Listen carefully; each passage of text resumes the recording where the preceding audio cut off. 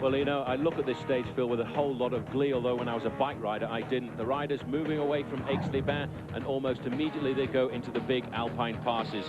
208 kilometers or 129 miles, but this really is the first superb mountain stage they'll face.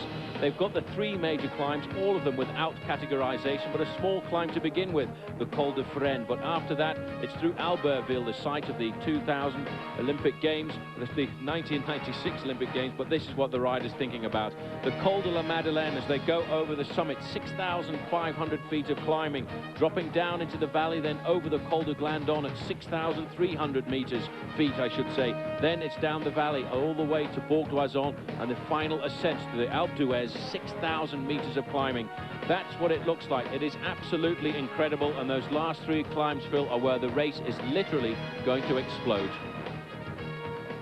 And if Lance Armstrong had any fears about the might of Telecom, then he was right to be worried, because here we now look at the riders with about 8 kilometers to climb to the top of the Col de Madeleine, which was a 25-kilometer climb. That's a 15 miles climb, bringing them up to a height of 6,562 feet, or 2,000 meters. Now, a lot of riders have been dropped, including the Maillot Jaune O'Grady, currently nearly 3 minutes behind. So too the third man overall, Bram de Groot, and a lot of riders have gone backwards with him. Only one retirement. 173 started this morning. The champion of Belgium has gone now, Ludovic Capel, making 172, facing up to the finish at Alpe d'Huez at the moment. A little update on the race situation just now. There are three riders off the front of the main group with Lance Armstrong and Jan Ullrich in it. Laurent Roux, the rider from Jean de la Tour, he's there. Eladio Jimenez and Antonio Tola. But this is the yellow jersey group of Stuart O'Grady. But O'Grady spoke to us last evening, Phil, and he said he felt he'd had a great tour so far, but his body was starting to get very tired, and he didn't expect to keep hold of the yellow jersey. But he will run out the green leader in the green jersey competition at the end of today, because he still precedes Eric Zabel there by 9 points. And last time we had any information, Eric Zabel was in the same group as Stuart O'Grady.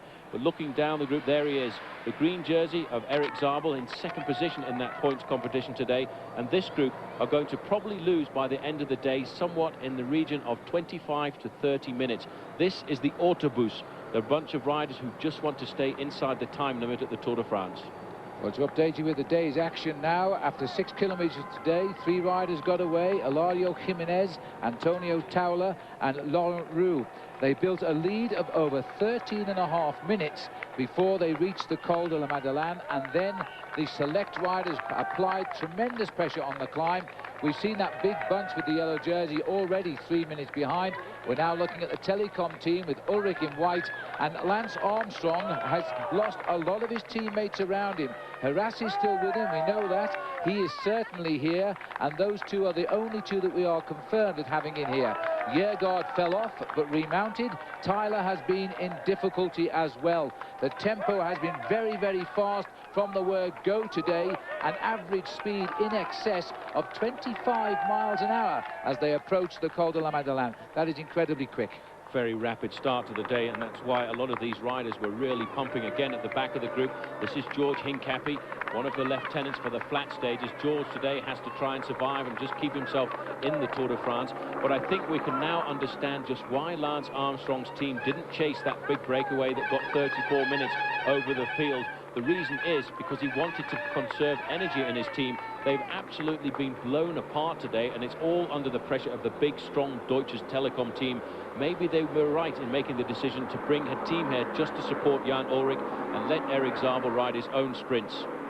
Well, Lance Armstrong's reported as being very nervous at the start this morning. I'm not surprised. He might find himself isolated in this year's Tour de France, because the US Postal team do not seem as strong at the moment. He's going to call on a lot of help from Roberto Heras now as riders start coming off the back of this group. No question about it, gentlemen, that Lance Armstrong has reason to be worried, and it's ironic considering that this year the Postal team was thought to be at its greatest strength ever. The work is just beginning on this key stage of the Tour de France. We'll be right back. Of the Tour, we can tell you now that the big names who are in the immediate group behind the 2 leaders and the 1 chaser now, because Towler just being dropped here by Roux and Jimenez, Lance Armstrong and Jan Ullrich are in there. Christophe Moreau is in there. Baldato we've seen in trouble. He's still listed as being in there. And Gert Verheyen, Patrice Algon. Well, he's certainly not there, Algon, because we saw him dropped a little bit earlier on. But Francois Simon is in the Armstrong group, and he is, at the moment, the next candidate for the yellow jersey. And in fact, at the moment, he is the race leader on the road, because the yellow jersey of Stuart O'Grady riding extremely sensibly, not trying to be a hero and destroy himself on the first climb. He's gone backwards, and he's measuring his effort right up to the finish today. These are riders who are getting dropped off the main group of all the contenders just now. We didn't see so far or hear on race radio anything concerning the position of Bobby Julich in the field, but I would assume that Bobby Julich must be in that group with Armstrong and Ullrich right now, because the kind of riders who are being dropped indicates that Julich should still be remaining in there. He stands a chance this year of riding up into the top places when the race gets back up to Paris, as he did in 1998 when he's finished 3rd overall. This is Hepner, one of the tougher riders of Team Telecom. He's done his job for the day right now. He's toughened the pace up, and what he's done is forced a lot of riders to get blown out of the back of the main field right now. Well, this is a very serious situation. It's not often you see a tour like this. Nicky Sorensen was the rider in white for CSC, just going off the back as we get up to the main chase here, which contains Ullrich and Armstrong. But Paul, this is turning out to be an incredible ride. At this stage of such a hard day, as Bartoli is going off the back as well now, they are ripping the field apart. The riders just popping off the back, one after another. There's going to be nobody left up there by the next climb. I think a lot of the big contenders were very worried about that big margin given to riders like Francois Simon and Andrei Kivilev. Kivilev, in fact, is around about 11.5 minutes in front of Bobby Julich in the standings, and he's not a bad climber. If they want to turn this Tour de France back to the way we expected it to be during the mountains, they've got to hit hard on the first mountain stage, and that's exactly what Team Telecom have decided to do.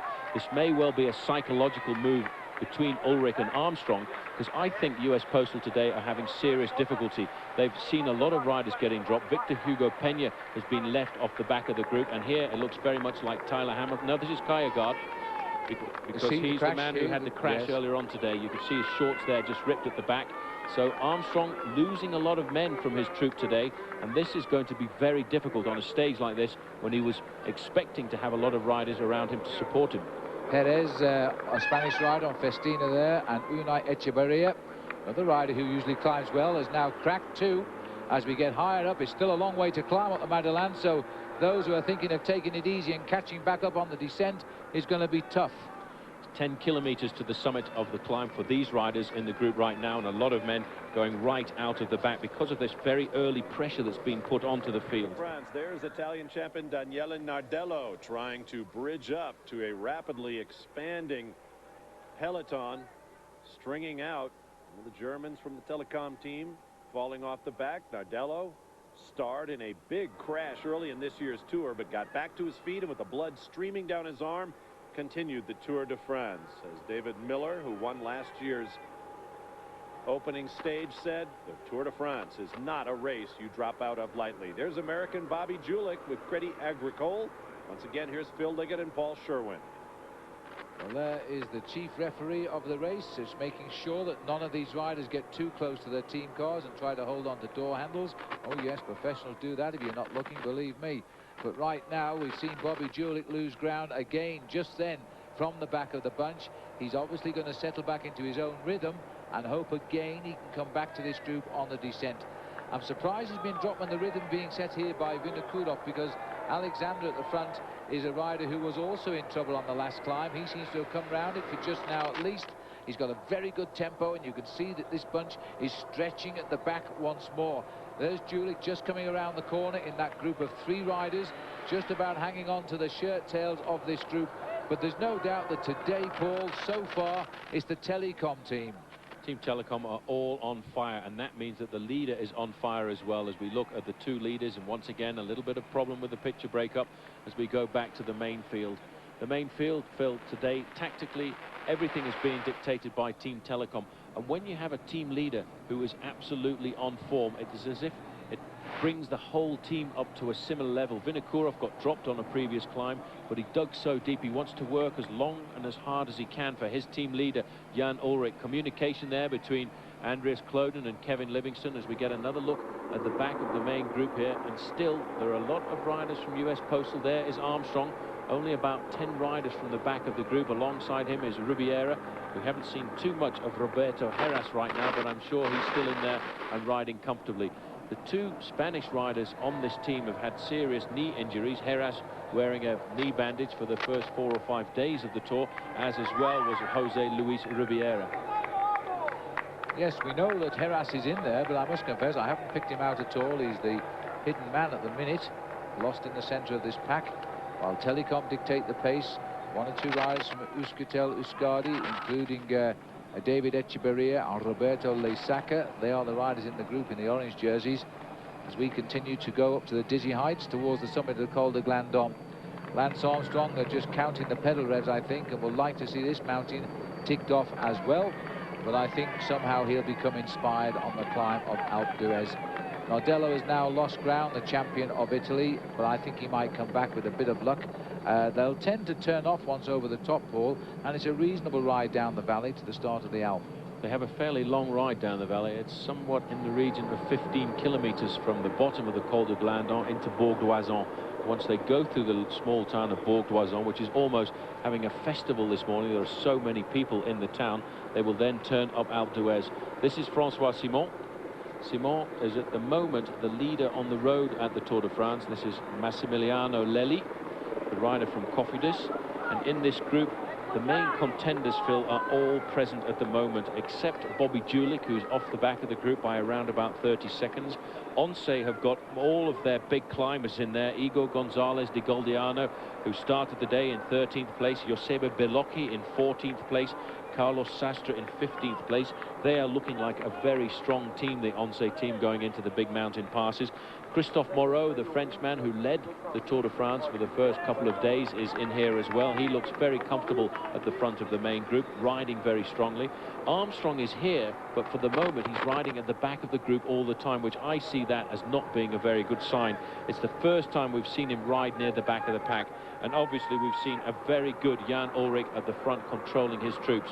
The green and white jersey, Santiago Botero, is also a member of this group, which started off at 45, swelled a bit, and is now once again starting to lose several riders.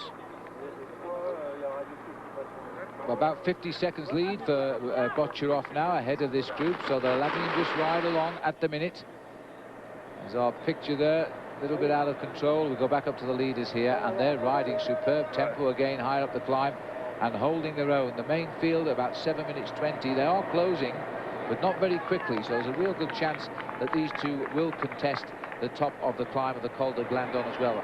62 kilometers to go. That's about 39, just on 40 miles still to race, but they're rather tough miles today for these riders, and it is beginning to cloud over in the Alps. Don't think it's going to rain, but the cloud is coming in. Temperature over the summit of these climbs is also very important, and there's a huge change in temperature throughout the day as the riders climb up to over 6,000 feet and then plummet down into the valley below, where they're only at 1,500 feet.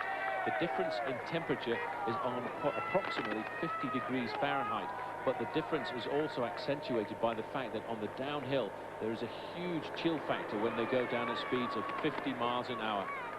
Team Telecom at the front, Phil, still looking absolutely superb. But they've lost one man now. Heppner has been dropped by this leading group. He's gone, so they've lost a strong man. He did his job well, though, setting that pace on the early part. So the climbing continues inexorably.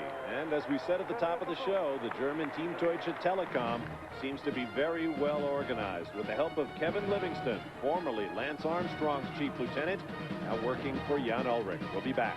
Ullrich is a white jersey, and that's Vladimiro Belli of Fassa Bortolo. Also very much to the front of this group, riding very well today, is a man by the name of Michael Bogert. And in previous Tour de France's, this was always regarded as a little Holland. There are so many Dutch supporters who come out to see this bike race, and they believe that Alpe d'Huez is a small part of their own royalty. And we may well see Bogert looking for the victory today, because he's a great bike rider, and right now he seems to be in excellent form. Although in previous Tours de France, he's always had a hard time getting over the big high mountains. Well, just before we came on air today, we were chatting with Henny Kuiper, who's arrived here, the Dutchman who's twice won at Alpe d'Huez. and twice finished second in the Tour de France. And he simply said Bogart today. He's the man to watch out for. He says he's got great form, you know, and this is the first time he's come to the Tour in such good condition.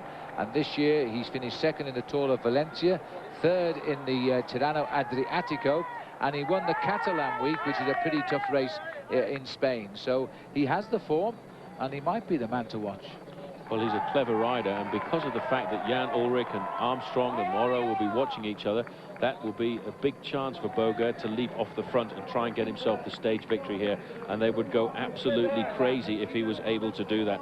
Bogart is fairly well down in the standings too. He's 31st, around about 36 minutes 13 seconds off Stuart O'Grady, but O'Grady has completely disappeared. Now this is rather strange because Laurent Roux has accelerated somewhat here on the climb, and Jimenez is not able to follow. As you say, it is a bit of a shock this, but obviously this man is going to go for gold today, and he could be pulling on the polka dot jersey as King of the Mountains tonight after the first major day in the mountains, in which we will have climbed 3 all-category climbs, which means they are the toughest climbs in the Tour. And that would be a great coup for the Frenchman, to say the least. But I'm not so sure he's got rid of Jimenez yet. He's kept his rhythm here. Jimenez will ride at his own tempo. He won't panic because of this acceleration right now. As the man in front, Laurent Roux, accelerates, he would love to get maximum points over the top of this mountain and get himself the polka dot jersey. There'll be a big fight behind because Laurent Jalabert also seems very attentive and looks to me as if he wants to take the lead in that competition. Laurent Roux is now forcing a lone attack off the front of the main field. The main field, Phil, is still more than 7 minutes behind, and all of the work on the front is being done by Team Telecom, and I think they're trying to set up a big assault on the slopes of the Alpe d'Huez for Jan Ullrich. Looking back down the field there, you can see that's about 100 meters advantage for the Frenchman over the Spaniard. And an attack here going from Once, and they've got the cards here because Once are the riders. Could be Sastre who's going now, because these are the riders we would expect to attack. This is either Carlos Sastre or Marcus Serrano who's made a move, and he's keeping their best card, Yoshima Bolocchi, for later as they start now. These are the start of the attacks. They're coming a bit early, Paul. Well, everybody knows and has seen Lance Armstrong riding at the back of this group, and they will realize that he's under pressure. They want to hit him as hard as possible. This looks like Bolocchi to me, who's actually gone off the front at the moment, and that would be a surprise move. Team Telecom at the moment, though, they're just sitting there quite comfortably, leaving him 30 or 40 yards off the front of the group. Well, if it is Bolocchi, this is amazing, because this is a card that the big stars wouldn't have been thinking of. And if Lance Armstrong is having a spot of trouble, then he is in it right now. I would have expected Sastre to launch an attack at this point. He's got good form and will be a perfect card for Bolocchi to play. The Once rider hasn't opened up much of an advantage, though. It's only 50 meters, and it's still Team Telecom quite content to leave him there. He's not opening up very much of a gap at all. He may well be trying to set it up for an attack to come from another rider from Once, and you can see Telecom, a very well-drilled squad. They're just picking up the pace slowly there to try and pull this man back into the main field. No panic at all in the Telecom squad. It's Andries Kloden coming to the front here, lifting the pace slowly. He doesn't want to put Jan Ullrich into difficulty. Well, the attack has failed, and they're coming back together. This is Steve Vermeaux chucking off the bottle there. No spectators to pick it up either. Sitting at the back, he yo-yoed on the Madeleine, and he's going to yo-yo on the Glandon now. And the rider with him looks as though it's Laurent Brochard. I expected better from him. He's usually a pretty good climber. Well, that attack has come to nothing. It was a good move by the Once riders, but you can see that they haven't got any gap off the front at all. The whole of this group is being completely controlled by Telecom right now. They're doing the absolute perfect job. Indeed they are. Let me elaborate on something you said a moment ago, gentlemen. If Michael Bogart or some other Dutchman could win up L'Alpe d'Huez, it would be the 8th victory for a resident of the Netherlands on L'Alpe d'Huez, and that is a record among nations. 8 times Dutchmen have been the first to the top of the mighty mountain, most among nations. Riders continue to struggle in bright sunshine. The clouds are blowing off the peaks around the finish here atop L'Alpe d'Huez, and there is a fresh dusting of new snow up there on the glaciers.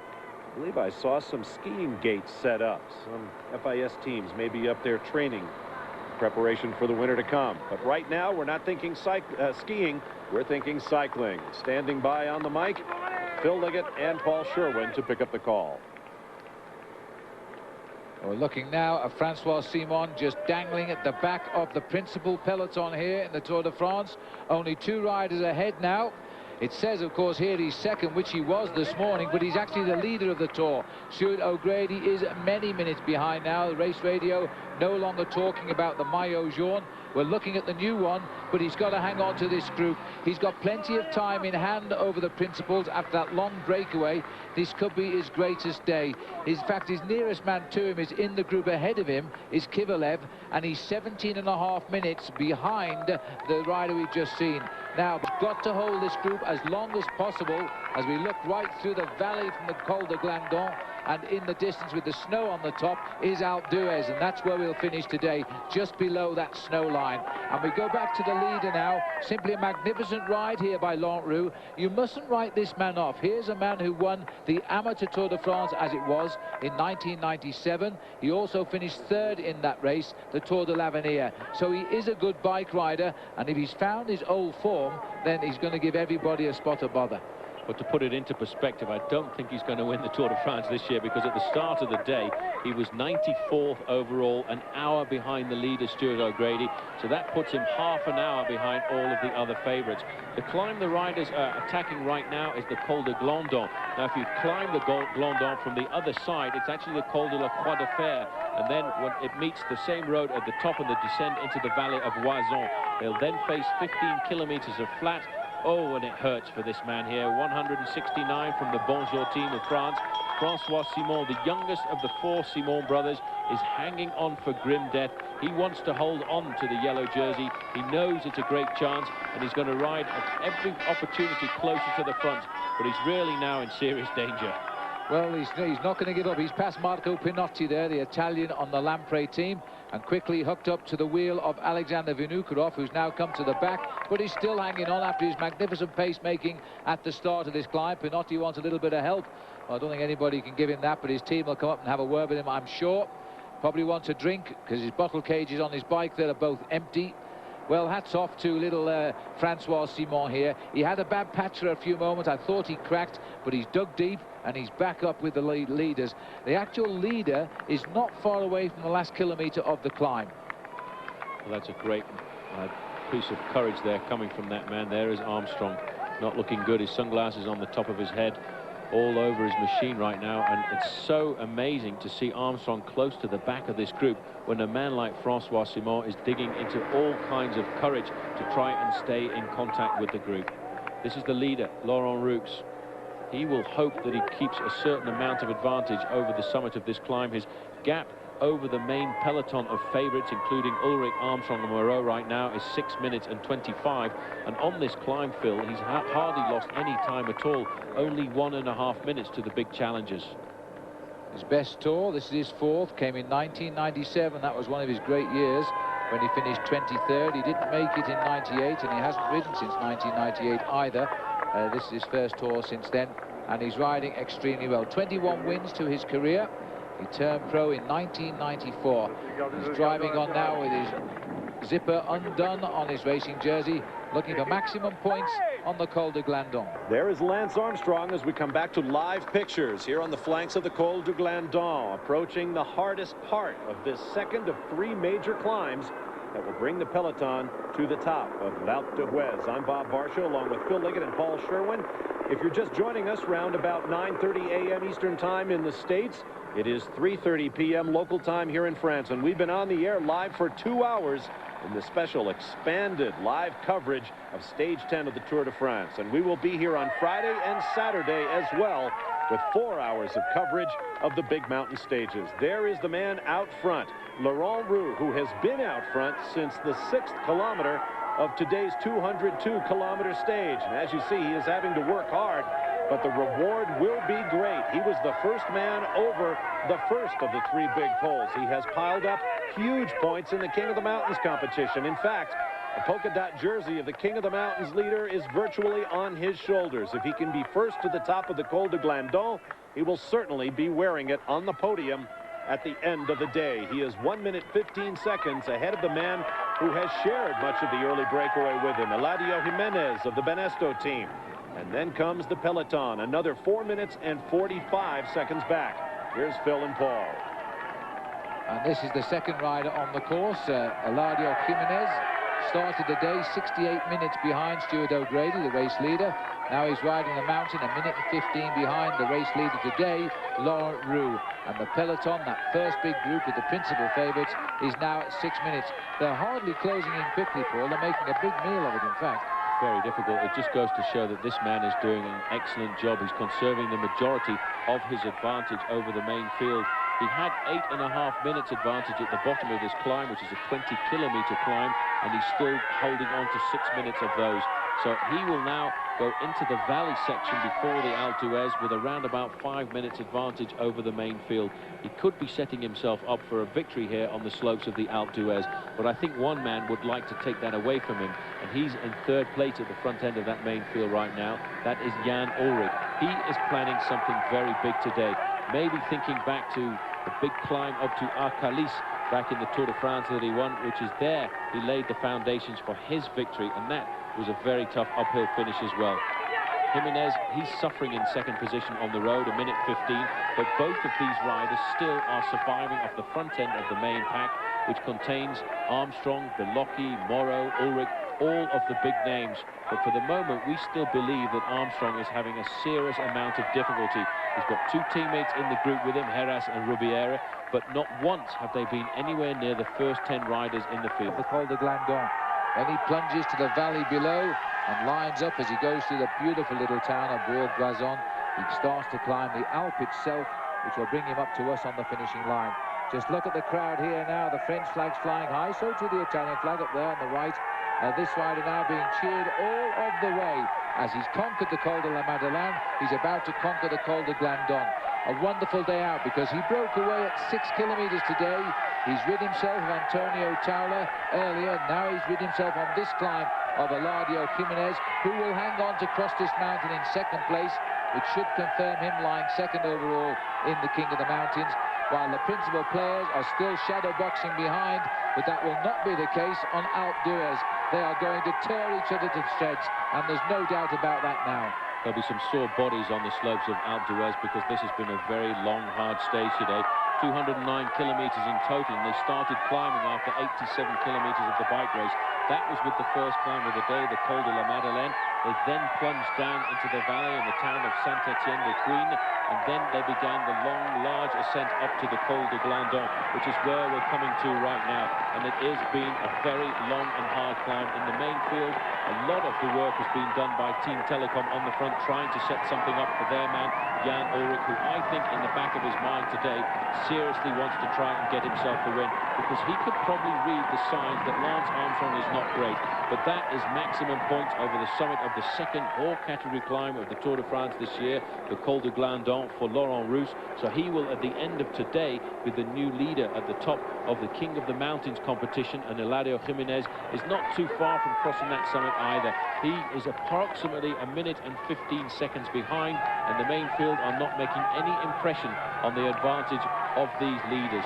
But this is going to be a real ascent of the Alpe d'Huez today, because every rider in this group is absolutely screaming out in agony. Jimenez approaching the summit right now, a minute back. Well, only one rider can look forward to L'Alpe d'Huez and say that is all that remains ahead of me. This man will be the next to enjoy that feeling, Eladio Jimenez. The break has now been away for over 150 kilometers. Jimenez nearly to the top. He's already got over the top, Laurent Roux. 1 minute 58 behind has gone Jimenez. Now we're waiting for a sprint for third place. Garzelli, who took on Jalabert last time, is going to probably take him on again now. Jalabert gets a bit twitchy in the red. He wants the King of the Mountains points to stay in that competition right up amongst the leaders. But the pace-making still being done by Andreas Kloden. Ullrich, his face a picture of poker, has done nothing at all but sit there. He hasn't shown us any effort at all as he comes up towards the summit. He is going to release all of his anger on Alpe d'Huez. I'm sure of that now. It's a question of whether Lance Armstrong can go with him. Well, Ullrich has come out here and used his team up one by one. He now only has one man left in this group, and that one man left in this group is Andreas Klöden. He needs to pay them back for the work. Acceleration from Jalabert. Jalabert wants to go over the top of this climb in third place. This is going to be the best Tour de France Jalabert has ever had. Stefano Garzelli is on his wheel. Up to the line for Jalabert. It's going to be third place. Great points. 5 minutes, 48 seconds in arrears. Next man across the line was Stefano Garzelli, and here is Livingstone. He's hoping that he can stay within 30 or 40 seconds, and he'll go down this mountain like a man possessed to stay in contact. When you're a domestique, you will dig so deep for your leader, and that's what Kevin Livingstone is going to do next. 5:48 as Jalabert went over the top. Garzelli chased him over, as he did on the Col de la Madeleine. Now they're starting the long descent, and I think it won't be too big a problem for Kevin Livingstone to get back as he comes up towards the summit of the climb at 6:27. He is looking now at less than a minute, and on the descent that should be handleable, because simply they will not race down the mountain. They will just go down at a reasonable speed.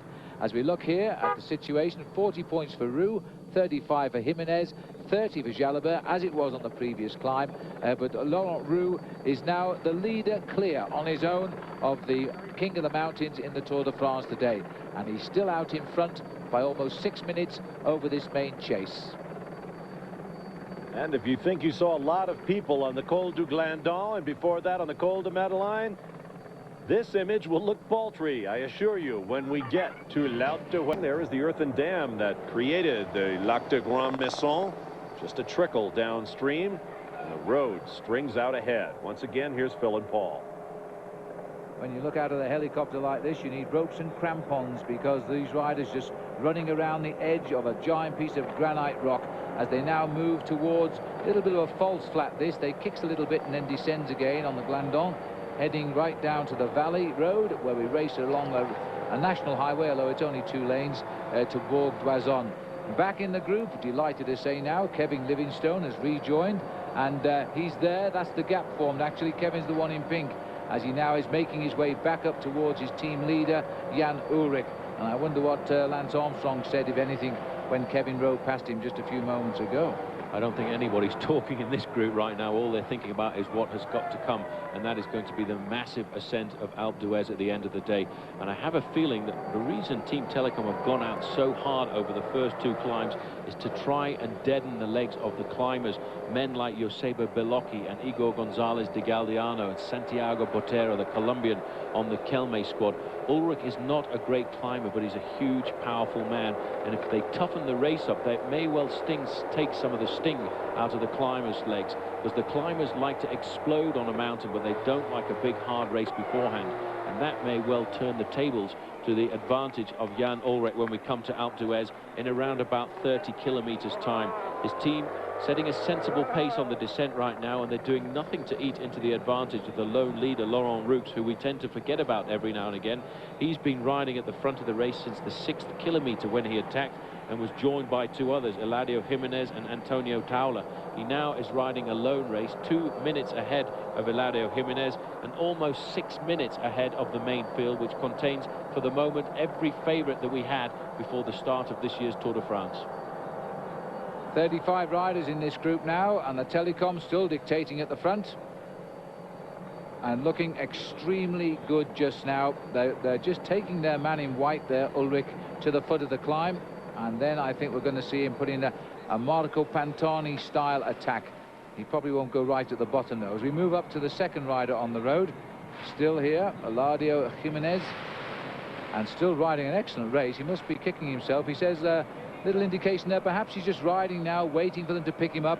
He doesn't see any more point in going along. He's just going to keep pedaling along round about well, it'll be more than 40 kilometers an hour down here, and wait for the arrival of the chasers. A wise decision. Very sensible decision. He tried to stay in contact with the lone leader, Laurent Roux, and once you're in a situation where you're losing time on a lone leader, you might as well sit up and wait for the safety of the main field, because he's got a long ride, about 25 kilometers now to the bottom of Alpe d'Huez, and that's an awful lot of energy. He might as well conserve as much energy as possible and come out and fight on a different mountain stage of the Tour de France. A sensible move by him, and he will get picked up in around about 10 kilometers by the main field, which is still covered in pink riders all at the front of this pack.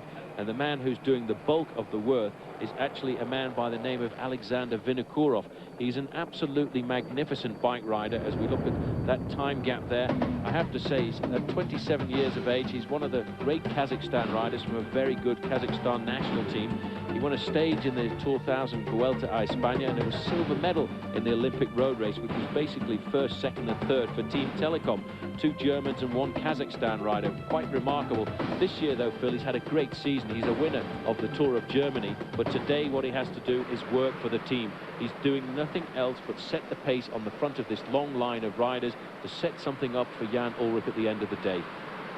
Well, the situation at the moment is that the lone leader, while one rider waits in the middle, has added another minute plus to his lead, because while these riders have all slowed down and taken on drinks, the leader has improved overall. What a day for Laurent Roux, who started the day a full hour, in fact 1 hour dead on, behind the man in the yellow jersey, Stuart O'Grady. There is Francois Simon, who started the day second. He could be in the yellow jersey before the day is done, because O'Grady is so far back at this point, French television cannot find him without losing track of the race. It's been blown apart just like that. Jimenez waiting for the peloton to catch him up, including Armstrong, Ullrich, Bellocchi, Moreau, all the other top stars of pro cycling. We'll be back with more live coverage of the Tour de France right here on OLN. Don't go away. Tour de France, there's Eladio Jimenez of the Abesto.com team. He was in second place for many of the recent kilometers of today's race. There's the man out front, as he has been basically since about 3 miles into today's 129-mile stage. We've talked a lot about teamwork, but there has been virtually none of it for this man, Laurent Roux, who started the day 94th in the individual standings, exactly 1 hour behind Stuart O'Grady in the yellow jersey. But he has dominated the heavy climbing, and now he is whipping along at about 50 miles an hour on the descents, while the peloton right there, still driven by the Telecom team, struggles to make its way up one of the small climbs before we get to the big one still to come, L'Alpe d'Huez. End of this group right now, I make it around about 45 riders in the group. It's actually swelled a little bit over the last couple of kilometers, with riders taking risks on the descent and reintegrating the group, which at one stage towards the summit of the Col de Glandon had reduced to only 30 men. Yes, and at one stage even less than that, I think, but they are getting back on the descent because the riders are using their strength on the climbs, and because it finishes on the climb, I'm not too worried about what happens to riders who yo-yo on and off the group, because obviously they're weaker than those who are hanging on in there, and there'll be no yo-yoing back once you get onto the climb of Alpe d'Huez today. Minute 57 back to the first rider on the road, and nearly 7 minutes back to the main chase, and so this rider here is still holding his own and more. He's almost increasing his lead while they are just taking time out a little bit. Here's the casual riding now of Eladio Jimenez. He's made his effort, and he's very wise now to just conserve his energy while he's got time on his side as he continues making his way down. Indication looking at the waterfall there, very often at this time of the year those waterfalls are dry, but this is an indication of the way the weather has gone this winter through spring and into early summer in France. A lot of water around, but today I can tell you it's been a wonderful day of weather for the Tour de France.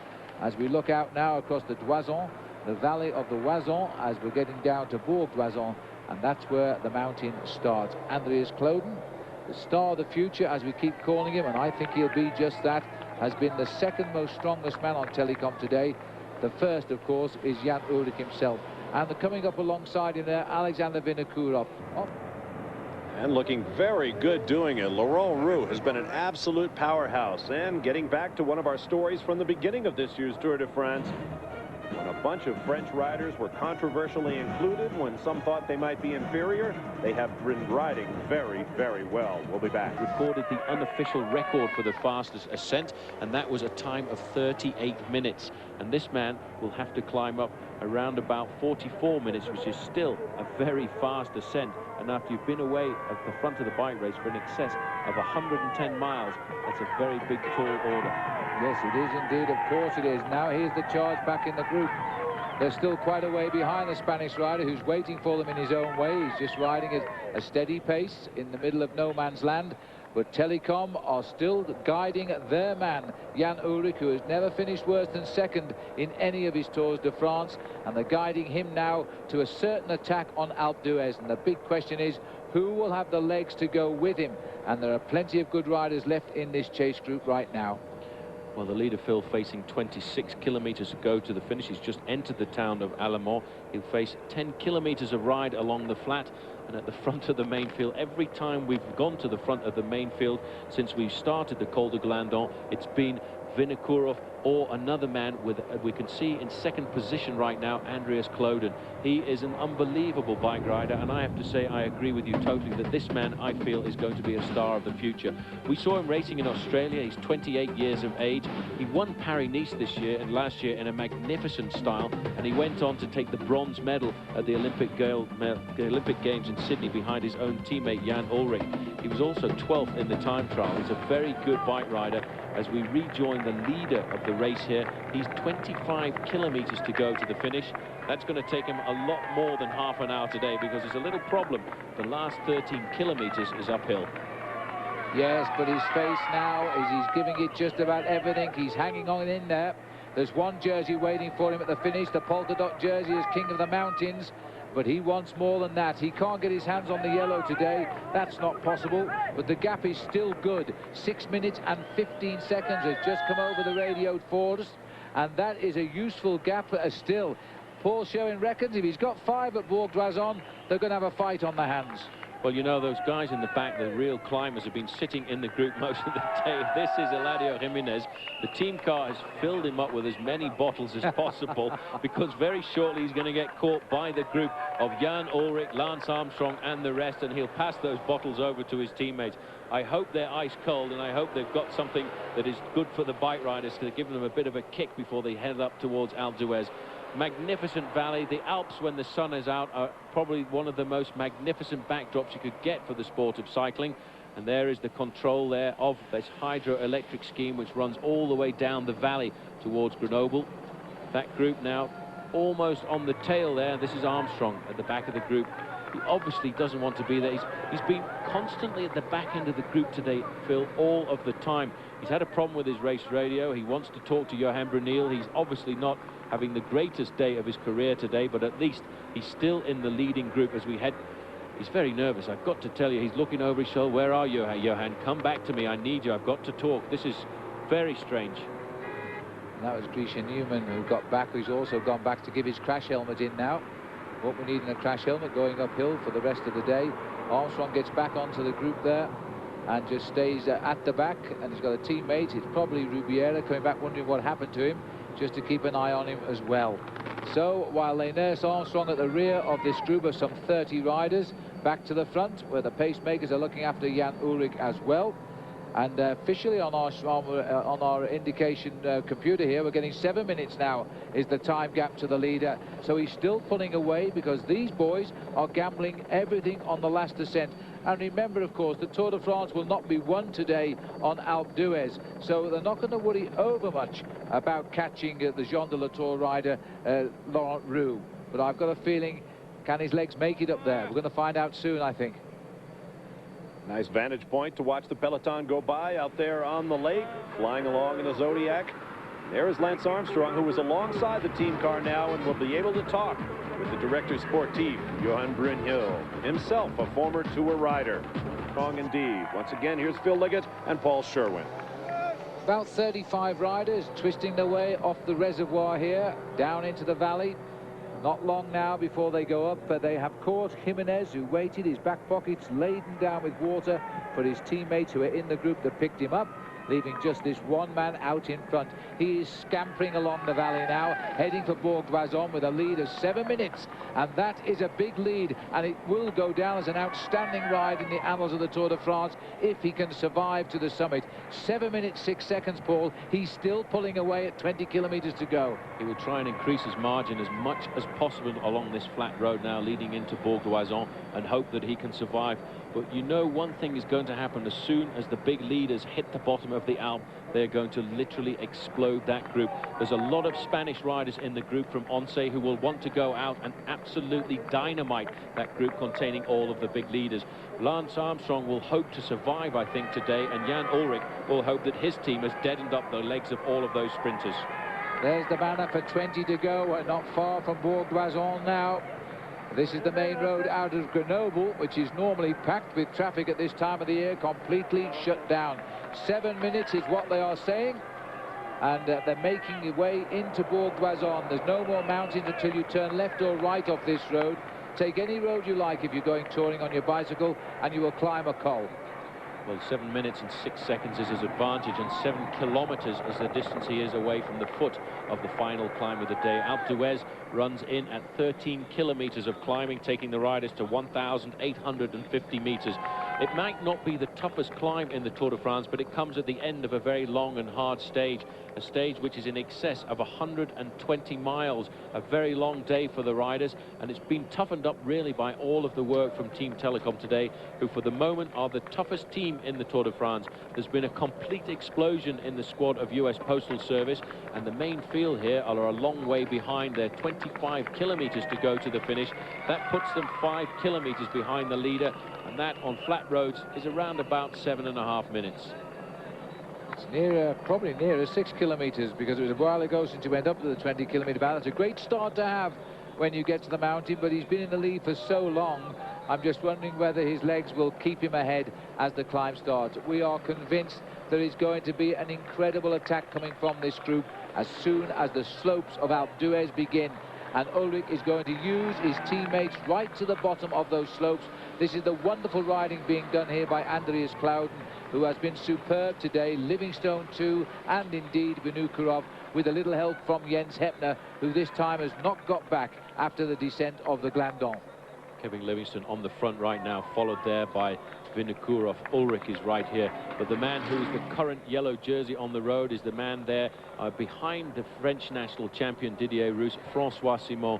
This is the day of his life. He's been crowned French national champion before, but for a Frenchman in the Simon family to put a yellow jersey on his shoulders, well, he'll get pride of place at the table alongside Pascal, who wore the yellow jersey in 1983 and was a great bike rider, and if he hadn't crashed and broken his collarbone, probably would have won the Tour de France that year.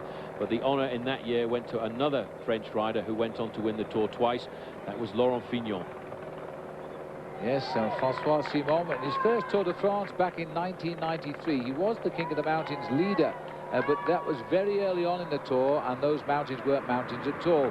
They were just fourth category climbs. He lost the lead, of course, but he did finish 57th in the Tour de France that year, and he does have a great reputation because he's finished every one of the tours he has ridden thus far. So the pack heading now for the next big rendezvous of Alpe d'Huez, literally just around the corner. Look at the crowds, 14 kilometers of them now, as they cheer a Frenchman all of the way. I don't know how he feels, Paul, but I hope those legs are feeling reasonable. He looks as if he's suffering right now. He's digging deep. He's out of the saddle. If he was riding super well, he'd be able to sit down, but every time he sits down, he's feeling himself lose momentum, which is why he's getting out of the saddle to try and pick the pace up. He knows what this climb is like before. He's been here on the slopes of the Alpe d'Huez in previous Tours de France, and now all he can do is find a rhythm which is at least somewhat comfortable for him. But he's out of the saddle again, trying to keep pressure on those pedals. He will know that once the main field reaches here, they will accelerate. They'll climb this climb a lot faster than he will. He started the summit, the climb here, with a 7-minute advantage, and every kilometer he's going to lose time. I would estimate he'll lose 30 seconds for every kilometer of climbing, and that makes around about 6.5 minutes, and that's what he's got right now. So as he comes up to the first bend in a moment, you'll see, if our camera shows it to you, a big sign says Virage 21, corner number 21, as he now starts his climb up the Alpe. And this is the chase as they head into Bourg d'Oisans. Then they'll take him on, and Ullrich will attack. Now this should be interesting. If we're not mistaken, it appears that Laurent Roux may have slightly overplayed his hand. He may be the one blowing up when he most needs energy for the long climb up L'Alpe d'Huez. Main peloton has now passed the Bourg d'Oisans sprint point, and they will shortly make a turn up L'Alpe d'Huez to chase this man. You see the gap, 6 minutes, 10 seconds. But Roux seems to be suffering. He has just opened his race jacket. There you see the sprint results. Roux, Pinotti, and Vinokourov. Now let's get back to Phil Liggett and Paul Sherwin. The crowd still cheering on the man of the moment, Laurent Roux of the Jean de la Tour team. Those legs are aching now. He almost came to a standstill there on the Alpe. He's out of the saddle and continues to ride. He's lost about 20 seconds of his lead so far, maybe slightly less than that. We'll give him 15 as he's now started the lower slopes. The first few kilometers of the climb are hard, very hard. Then it levels a little bit. Then it kicks again up around the village of Huez. And that's the first time he'll see where he's going, but he'll still have 3 miles to the top. It's horrendous when you take that corner at Huez, that's 6 kilometers to go to the finish. You come round a long sweeping left-hand bend, and if you look up, and I would advise you not to, in the mountain above you can see the buildings of Alpe d'Huez, and that is when you realize, you know that that is where the finish line is going to be. Brogina is on the front. Everybody now is queuing up. The Once rider there with the dark glasses is Josiba Bellocchi. On his wheel is Igor Gonzalez de Galdiano. Very close to the front is Laurent Jalabert. The Cofidis riders are trying to move their man, Andrei Kivilev, very close to the front. It looks as if Armstrong is actually moving forward right now. He's on the wheel of the Rabobank train on the right-hand side. He's sitting on the wheel of Michael Bogert. Banesto looking over. They want to find Francisco Mancebo. This is the start of the climb for them. In a few moments' time, they will kick up and the show will begin.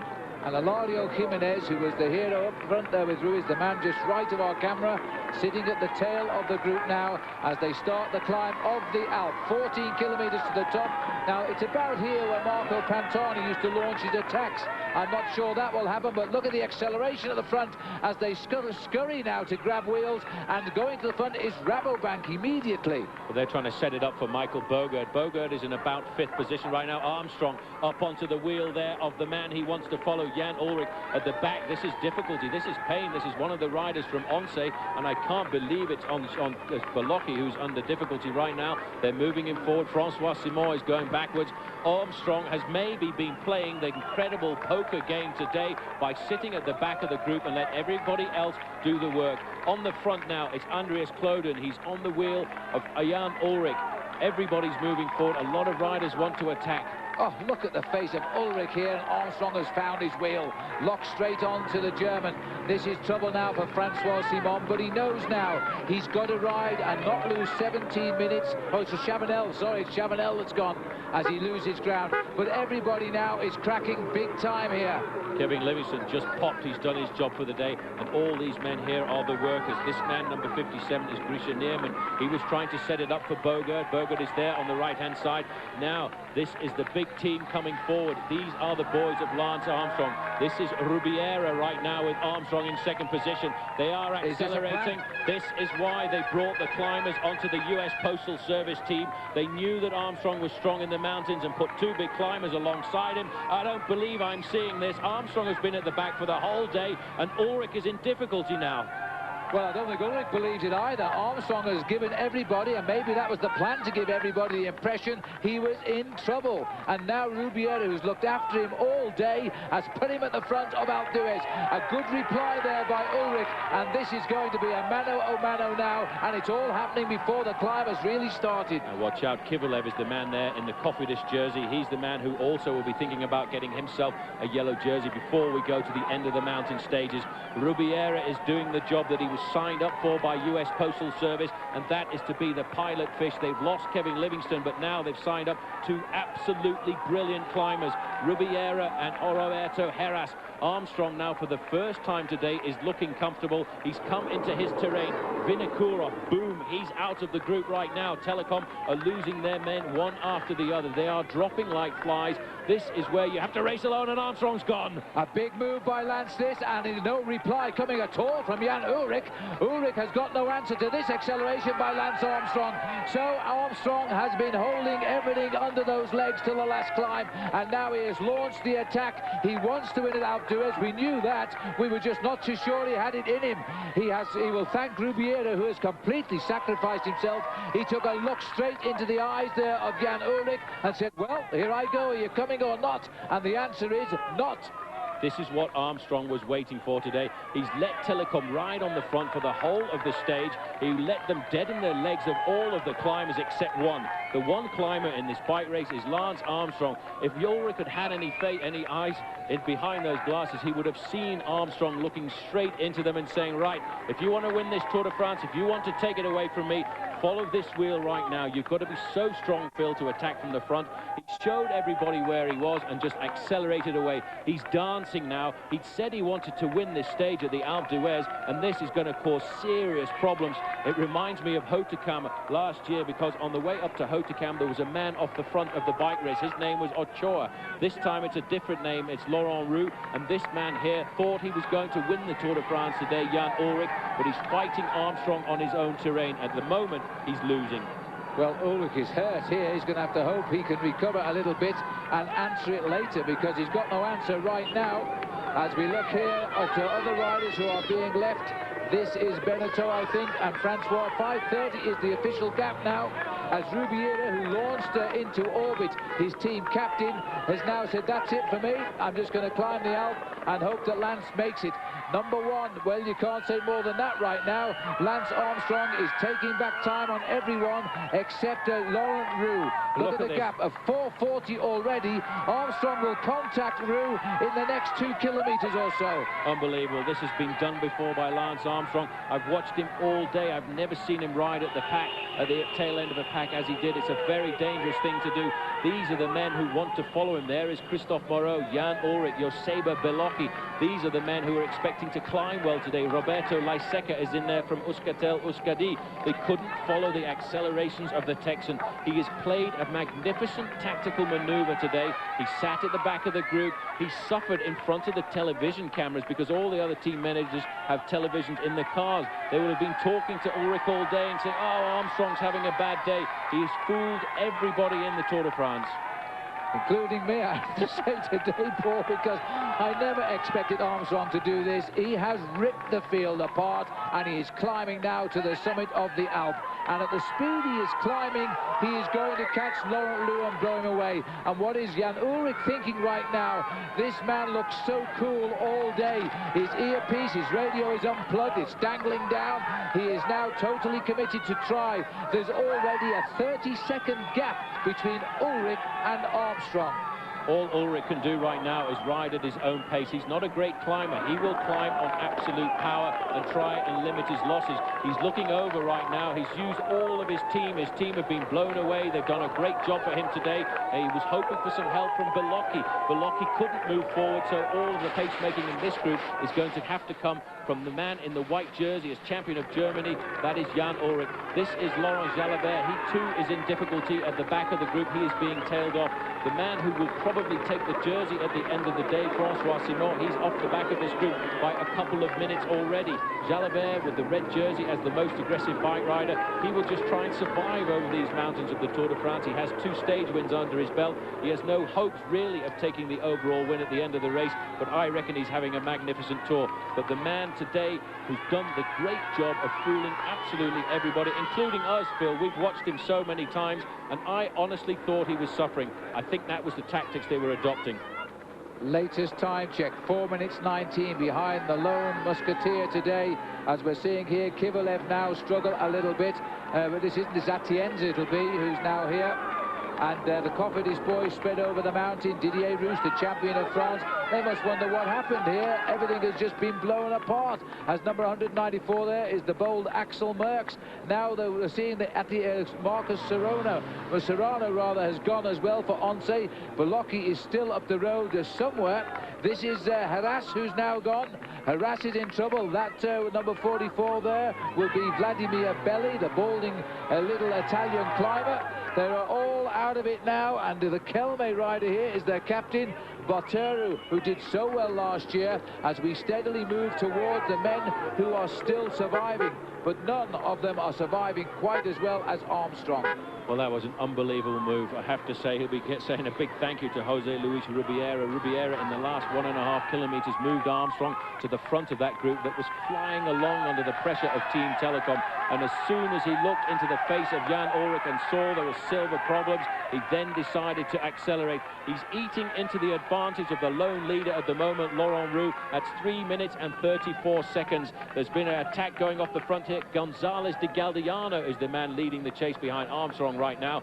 But this race is going to be magnificent.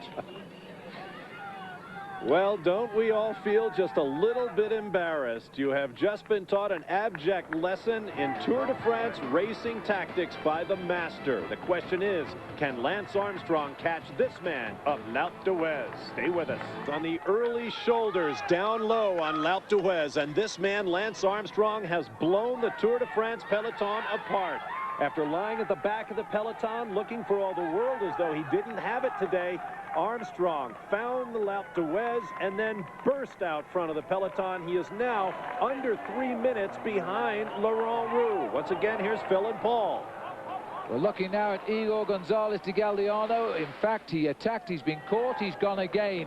And the gap now between Armstrong and Ullrich is 1.5 minutes. And he's losing ground. And that's Ullrich I'm talking about, not Armstrong. He is flying over the Alp today, and he's boring down on the leader. His gap now between this rider in the front and Armstrong, 2 minutes 40. And it was 6:25 not many kilometers ago.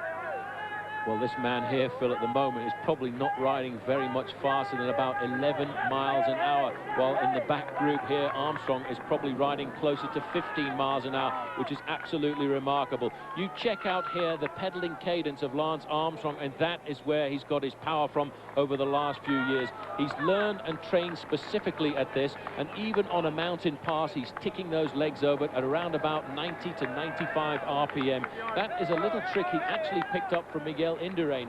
Indurain went across several times to do the Ride for the Roses, a race that Lance Armstrong organizes for his Lance Armstrong Foundation for Testicular Cancer, and in that time they've spent a lot of periods talking about time trialing and about climbing as well. And I think that Lance Armstrong today is giving us a superior demonstration on the art of keeping the gears low. Look now at Jan Ullrich. His legs are turning a lot slower than Armstrong's. He's using a much bigger gear. Gonzalez de Galdeano caught again after a second attempt to break away, as we're still looking here at Kivilev, the man who is second overall in the Tour de France and is a reasonable climber and could still provide us with the problem for Lance Armstrong.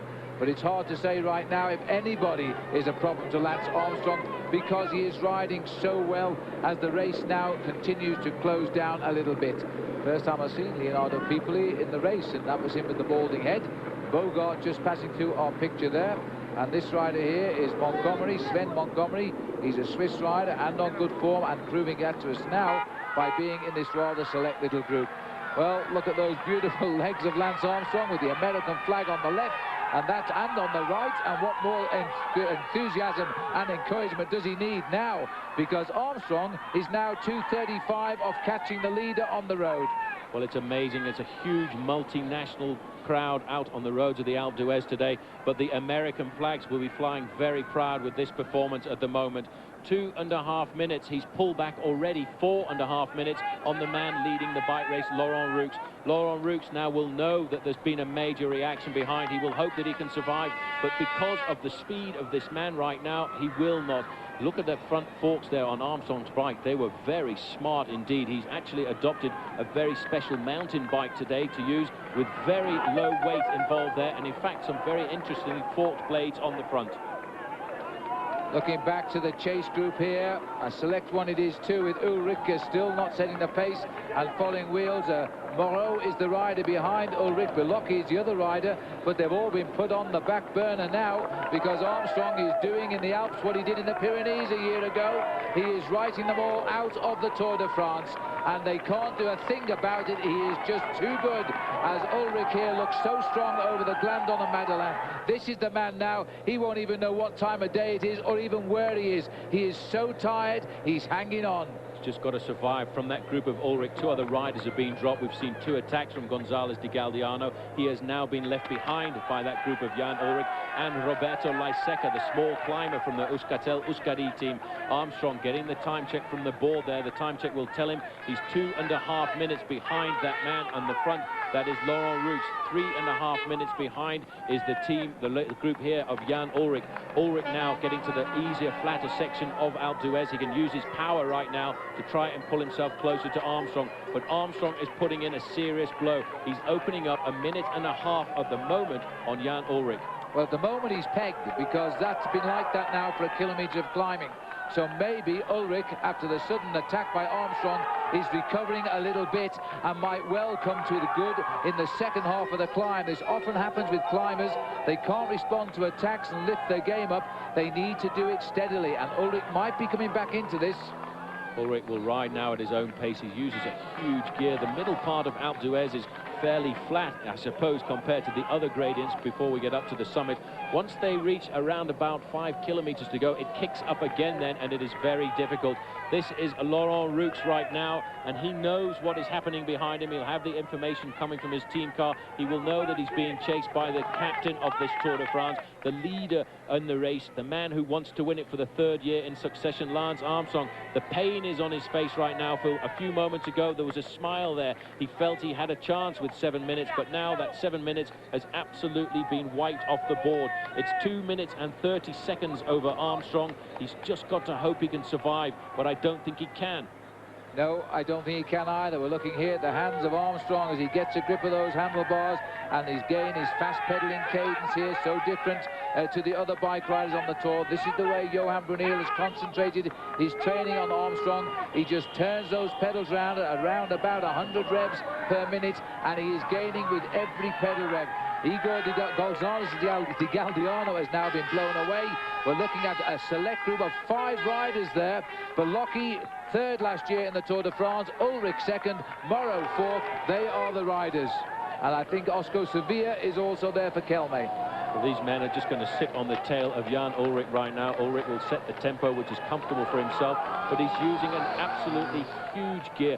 1 minute and 25 seconds is the deficit Lance Armstrong has on Laurent Roux right now. He is absolutely eating into the lead of the lone Frenchman. He will catch him within 5 kilometers to go to the summit, and I feel certain right now, unless anything happens to Armstrong, he's going to run out the winner at Alpe d'Huez. He'd said before the start he wanted to win here. He always comes up on time for his rendezvous. All of the great winners of the Tour de France win at Alpe d'Huez. It is the shrine, the mecca of the race, of world cycling indeed. It used to be the domain of the Dutch, but now just about everybody with a fine pair of racing legs is getting in on the act, and Armstrong can join some of the finest names in the sport if he can win here. Only one man has ever managed to win here before and go on to win the Tour de France, and that was Fausto Coppi back in 1952. He is hoping today, Armstrong, to once again write his name into the history books. He might not have known a lot about the history of cycling before he came here to Europe, but now he certainly does, because his name is in nearly all of those books right now. The French would love this man to survive. He's been the hero of the day today. He attacked after 6 kilometers, built up a huge lead over the rest of the field. At one stage, they were 13.5 minutes in front of the pack, but he's now being hunted down by the man who wears number 1. Lance Armstrong, well, you can't come up with enough superlatives for the performance of this man. He's almost died. He's looked death in the face with that testicular cancer. He's fought his way back. He's fought his way against the pressure of the press that have really tried to assassinate him. They've followed him for 2 years since he took the win in 1999. He's shut all of that out, prepared himself for today, and he's floating up this mountain. Phil, another time check coming in. 58 seconds. Well, this is moments ago where the leader passed through. There's an American flag there now. On the right, the Lone Star flag, and also we've got Spanish flags, German flags. They're all waving now at the American as he cuts through the crowd here. He is now 58 seconds behind, being in the lead on today's stage of the Tour de France. The Ullrich group is dropping back. You may call it the Lone Star flag of Texas. Down there, it's also known as the national flag of Texas. And I'm sure there are horns tootling in Austin as Lance Armstrong seizes the Tour de France by the neck. Going through the mind of this man, German champion Jan Ullrich, 97 Tour de France champion, a man who had today's stage 10 completely in the palm of his hand until the bottom of the focus of that stage.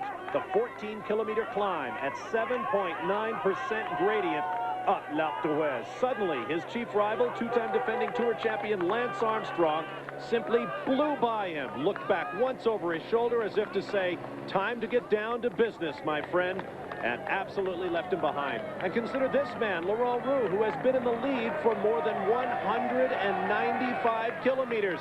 But he has been told Armstrong is coming inexorably. Here's Phil and Paul. The catch is going to happen at 6 kilometers from the finish. There is Armstrong. Look ahead, you'll see the brave, the affable Laurent Roux, but he's not going to win at Alpe d'Huez. Lance Armstrong is now. Look at the crowd here. The German flags even cheering on Armstrong. Then the Americans now, as he makes his way to the catch. Feel sorry for this man. He's been simply brilliant today, and let's hope he can survive to take second on the Alpe, because that would be a considerable performance. But this is the moment that will please American fans. The bridge of 6 minutes 25 seconds to 0 has taken Lance Armstrong a little matter of just 5 miles. Absolutely unbelievable. He's on the tail now of Laurent Roux. Maybe a word of encouragement, but not. He's concentrated. He wants to win. He wants to win at the summit of this giant of the Alps. He loves to write his name into the history books. He's won at the summit of Sestriere. He's won at the summit of Hautecam. And right now, Laurent Roux has been literally blown away. We have seen some sensational exhibition of strength on Alpe d'Huez. I can't recall one like this when a leader has gone past a tiring man in that manner. We've seen the escapades of Marco Pantani. He's just flown away by himself. But today, Armstrong gave them all a big start, and he's ripped them apart. And now he's free as a bird to fly to the summit and to win the most romantic stage of the Tour. He's won before stage of the Tour de France, but I think this will be his best. This is one that he wanted. He wanted to get his name into the history books. He wants to win here at Alpe d'Huez and then go on to win the Tour. You know, this is absolutely magnificent. This is panache. This is banging the hand on the table and saying, I'm the strong man, I'm the climber, and I'll come out again and I'll win the time trial as well. He's had so many detractors in the French press over the last couple of years, but this kind of performance is panache. This is heroic. This is what the Tour de France is all about, and that's what this man's life is all about. Well, just look at the continuing pedaling rate of him now. This is the village of Huez, and now we have 3 miles to the summit, and that's a long way to climb for a lot of tired bodies on the mountain today.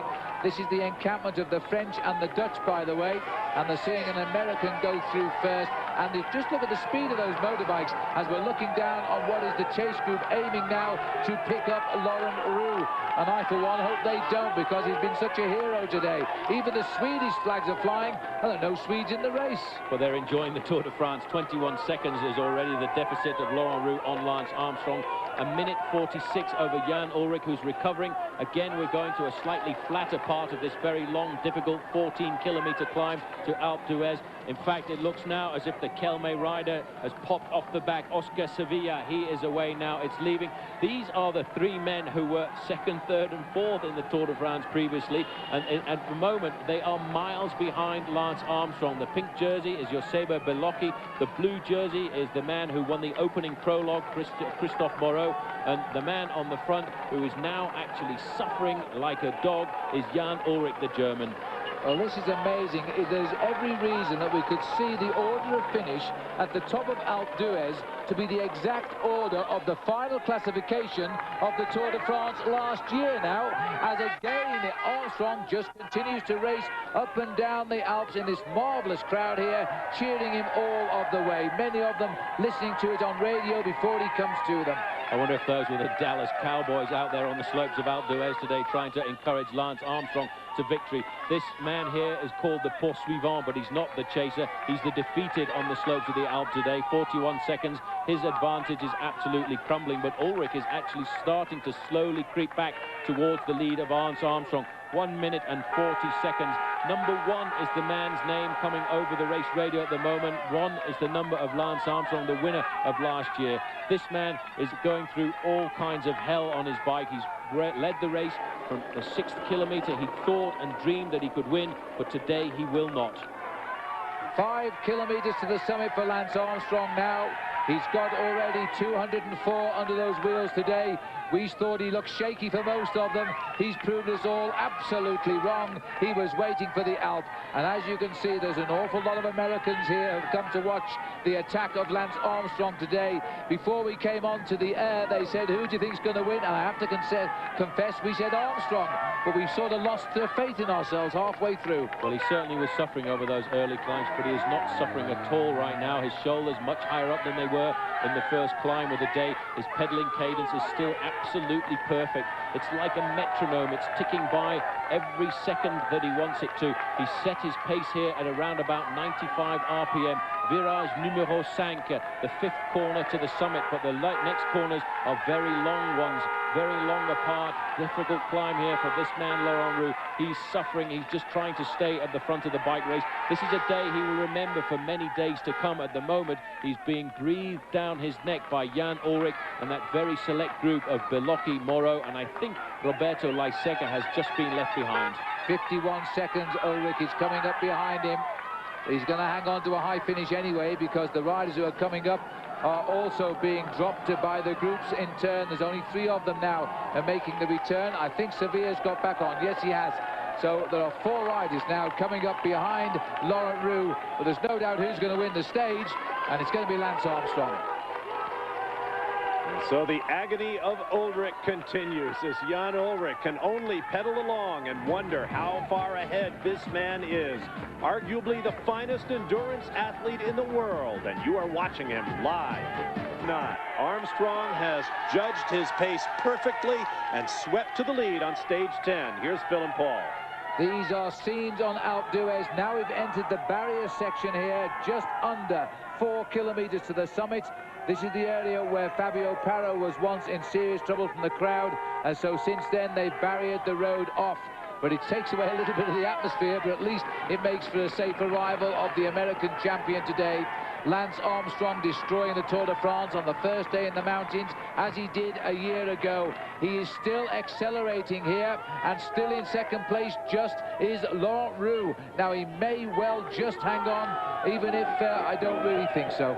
I don't think he will. I think he will find himself getting caught there. He's only got 30 seconds advantage over Jan Ullrich's group right now, and Ullrich is pegging him back very slowly but surely. But Ullrich is having a very difficult time. The Ullrich group now is down to 3 men, Joseba Bellocchi and Christophe Moreau. The distance between Roux and Jan Ullrich is 20 seconds. We're getting there. And the GC, well, it's going to be a very strange day, because I think we will still find at the top of the leaderboard a fairly unknown name amongst the favourites, and it should really be Francois Simon, because he started the day almost half an hour ahead of Lance Armstrong. It could well be Kovalev will be second, but the way the race is unfolding just now, Armstrong will have climbed himself probably back up into 3rd place at the end of the day. Well, at the moment, Kovalev is riding just over 3 minutes behind Armstrong on the road. And I would suspect he'll be 4 down by the time he gets to the line. Kovalev is going to be a very difficult man to get rid of. He started the day around about 14 minutes ahead of Lance Armstrong, but I'm sure by the time we get up to Paris, that will have been reversed to probably a 14-minute deficit for Kovalev. This man now in the silent part of the Alpe d'Huez right now. The barriers are up alongside him. He can ride safely up towards the finishing line, and he's now just hoping to conserve as much of his advantage over Jan Ullrich as possible. That advantage over Jan Ullrich right now is 1 minute and 50 seconds, and if he were to look to his right down the valley, he would see riders spread over probably 40 minutes tonight. This man has done the damage, and he'll say a big thank you to Team Telecom, who I think have blown their tactics and set up a great ride for Armstrong. Moreau now cracks. The Frenchman who won the prologue is off the back. He cannot follow the pace of Ullrich. Ullrich is going to be number 2 again in the Tour, and he has no answer to the strength of Armstrong. He's now just going a little bit harder, and he's pulling away. They've gone past Jean de la Tour. There he is.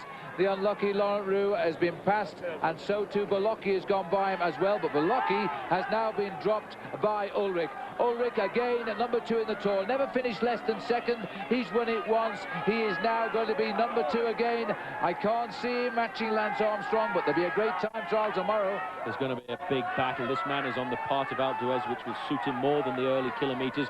The incline has slightly leveled off. He can use his big gear. He's a powerhouse, this man. It's like having a car with the V8 engine. He's a huge bike rider, Jan Ullrich. Armstrong always gives him the compliment of saying he is the most talented bike rider in the world. But this man is probably the bike rider in the world that works the hardest. He trains the hardest, prepares specifically for certain stages of the Tour de France. Takes a lot of time out of his year to come onto training camps and look at these mountains, tries himself out over the mountains. He's probably ridden Alpe d'Huez 6 times this year, and he's also been to look at the time trial stage tomorrow on a number of occasions. He knows what's in store for him. I Love Jan is the writing on the road right now, but I think the Tour de France tonight is going to love Lance Armstrong because he's putting it back into some kind of normality. This is Jan Ullrich, and we are certain now, I think, to get the order of finish. Armstrong, Ullrich, Belocchi, Moreau, and that was the result of the Tour de France last year. The same 4 men are going to go over the line in that order now because Ullrich is clear. So Ullrich is chasing. There is the man on the left, Lance Armstrong. It is 2 minutes, they're saying now, back to Jan Ullrich, second man on the road. That is a huge gain over this man on the Tour de France. Look at the difference in the styles. Armstrong, the very fast pedaling cadence there, around about 95 rhythm per minute. He's up into the outskirts of the town of Alpe d'Huez right now. The road is perfectly clear. It's kept clean by all of the barriers. It's safe for Armstrong to ride into the town. I only hope that Eric, the photographer, doesn't come out and try and get a front head-on shot of Armstrong, as happened to Guerini a few years ago. Armstrong is totally concentrated right now. He's got that jaw set in motion. He's looking for the victory. He won't even smile till he gets to the last kilometre, but you can see now, Phil, that jersey is absolutely drenched in sweat. 3 and a bit kilometres to go for Jan Ullrich. Completely different style in the action of this man. He's climbing on sheer power right now. He's mustering all the power that he can to keep a huge gear ticking over. But the Alpe is almost behind him. The road's level a little bit very soon. He'll move up the gears and he will fly across the town itself and then make the left turn up to the line, which itself returns to an uphill finish. But it's all over now. He's broken the spirit of the stars of the Tour. Now he's got to set about the long job of healing the damage done by that 30-minute breakaway the other day and pick off the lesser riders. It'll be a few days yet before he gets yellow. It'll be a few days, it'll be a long battle. This is going to be a very difficult week for all of these riders in the Tour de France, because apart from the rest day, when the riders travel down from the Alps straight down to the Pyrenees, it will be always in the mountains, uphill, and that is going to be a lot of concentrated climbing, and that is something now must be going right through the mind of Jan Ullrich. Armstrong getting closer to the finish. He now is looking at seeing the next barrier on the road. That will tell him he is 2 kilometers away from the finishing line, and very shortly he will come into the town square of Alpe d'Huez. He'll ride across the square. He will take the left-hand bend, which every bike rider in the world knows. We've seen it so many times on television before, and any of the ex-bike riders out there who've seen this know just exactly what it's like to go into that corner. It might look fairly flat, but I tell you what, it hurts after a long day in the saddle. So as we go past the point where it was Eric, the famous photographer from France, who felled Guerini, the man that won the stage here when we last visited it 2 years ago, that's gone safely by now. We're now waiting for Armstrong to conquer the Alpe, and the last American to win here was Andy Hampsten, and he was on the Motorola team. They were teammates at the time, and that was a great Tour de France for Andy Hampsten. He'd hoped that he would go on to win the Tour de France. He was always regarded as a hopeful. He actually finished 4th overall in that year's Tour, but I think as a great climber, he will have been happy to have taken out the Alpe d'Huez. At the moment, it looks very much as if that honour is going to go to Lance Armstrong. The only difference is that Lance Armstrong is probably going to go on to win the Tour de France, and that's only been done once before, back in 1952, by Il Campionissimo himself, Fausto Coppi. This man, Phil, is totally programmed right now. He's ticking away every metre, just waiting to get himself closer to the finish. He wants to do huge damage in the Tour de France. He knows he has to. He has to pull back 31 minutes and 30 seconds on Francois Simon. I'm absolutely certain he will do that. He needs to pull back 14 minutes on Andrei Kivilev, and he will do that by the end of this week if he keeps putting in performances like this. Well, by tomorrow, Kivilev will be about 9 minutes ahead of him in the overall, and probably in second place in the race. But remember that last year in both time trials, Kovalev conceded 3.5 minutes. There's another 7 for us to look for. And of course, the Pyrenees and tomorrow's time trial are still to come. Armstrong on course to climb from the depths of the Tour de France and win it again for the 3rd time. This is Yoshima Bolocki, a show of defiance here by the rider who finished 3rd overall last year. He's still got Ullrich in his sights. I don't think he'll catch him as we go further up the road by 2 minutes now to Lance Armstrong. Under the kilometre to go. Just this splendid journey across the town where the crowd will just get a glimpse of this great rider and then cheer him home to the finish. Then the clock starts. Then Lance will know what he's gained today. Well, if you stop the race right now, it'll be 1 minute and 55 seconds over Jan Ullrich, but Yoshima Bolocki is doing a magnificent comeback onto the wheel of the German. This man's style, Phil, from the bottom of this climb has not changed one iota. He's now getting into the big gears. It's the flatter part of the climb. Look at that. He's on the big chain ring right now. That will have 53 teeth on it, and he's putting the power in. He wants to open up as much time as he can over Ullrich. This is the Lance Armstrong we've seen in the past at Sestriere and at Hautecam. He's putting the pressure in, keeping the gap all of the time around about 2 minutes over his big challenger. And this is the speed. This is unbelievable. He's on the town square right now. He can breathe for a few moments as he negotiates this roundabout, and in a few moments' time he will take a left-hand turn and face the final 400 meters. Look at his face. He wants this win. He dreamed about this win. He will now go up alongside the greats, and he's certainly setting himself up for a 3rd win at the Tour. He is about to win his 8th stage at the Tour de France since he won at Verdun back in 1993. This will be the greatest win because it's Alpe d'Huez, the mecca of world cycling. That's the bend that Greg LeMond once almost overshot as he was riding to win the Tour de France. Now are we seeing the foundations of the man who will win the Tour for the 3rd time in Paris? Lance Armstrong will probably say, yes, you are. 6 hours and 23 minutes. He had to bridge a 6-minute gap to win the stage. He has given us a tremendous demonstration. Yes, that's the one I wanted, and I've got it.